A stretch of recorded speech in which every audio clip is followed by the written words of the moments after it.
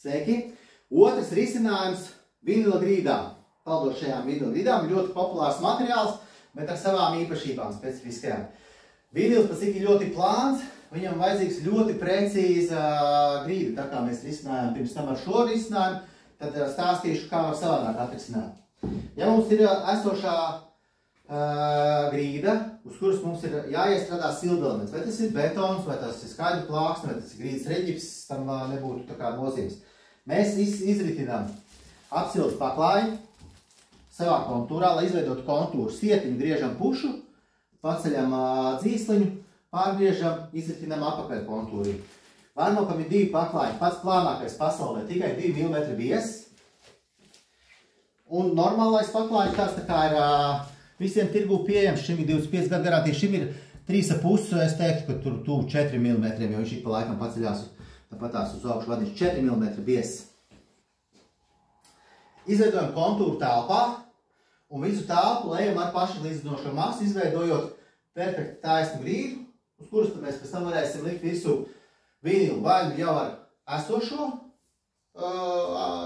to izolāciju amortizēšanai, ja, uz tās telpas un tā pašlīdzinošā masa mums būs tā, kas vadīs to siltumu. Vai arī bez izklājot virsū atsevišķu to apakšklāju, kas amortizēs. Kur ir nianse?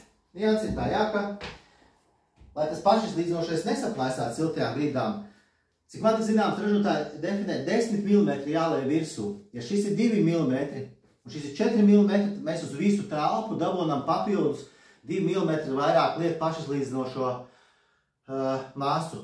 Tas nozīmē, vairāk patēriņš. Varbūt tās ir lētāk ielikt šādu plānāku to apsildes elementu. Un fināli nianses tam visam ir termostats. Vinils mīksts plastikāts, parasto termostatu neiesaku likt.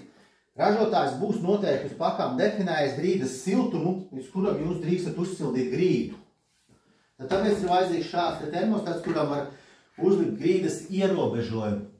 Stāstu variantu, ja grīdas ierobežojumu, ja ražotājs definēs, ka grīda nedrīkst uzsilt siltāk par, teiksim, 27 grādiem, bet jūs viņu uzsildīsiet mīkstāk, tad visas virtuves mēbeļu kājas, leduskapja kājas, kalda, krēslu kājas, viss būs iekšā šajā mīkstajā plasmasā. Tad šajā momentā jūs esat pateikuši, es telpā gribu plus 23 grādus un atstājis logu vaļā. Termostats saprot, nevaru sasniegt grīdas to telpas temperatūru, dodu to siltumu arvien vairāk, jo vajadzīgi tā starpība piesildīt.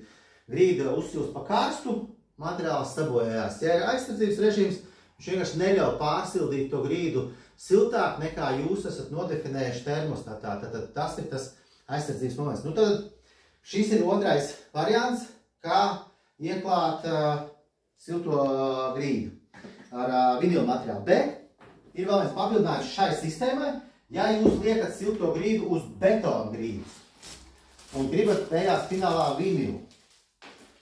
Tad tam visam pēc jūsu pašu ieskata, ceļš ir tās lielas telpas. Ja ir vieta betons, elastīgā flīžu līmeni. Līzējām šo te izolācijas materiālu, 6 mm biezs, iekšā šeit ir folija, viņš pasargās, ka to siltums nesildīs apakšā to betonu.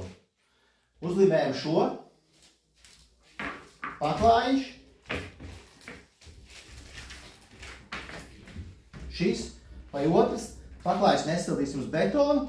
Un šis te folijas, redz kāds vadiņš ir plāns, viņš palīdz tam siltumam ļoti ātri izplēsties, jums ir ļoti ātri viss vinils silts, nevis tikai par dažām dzīsliņām un ilgāk uzsildās.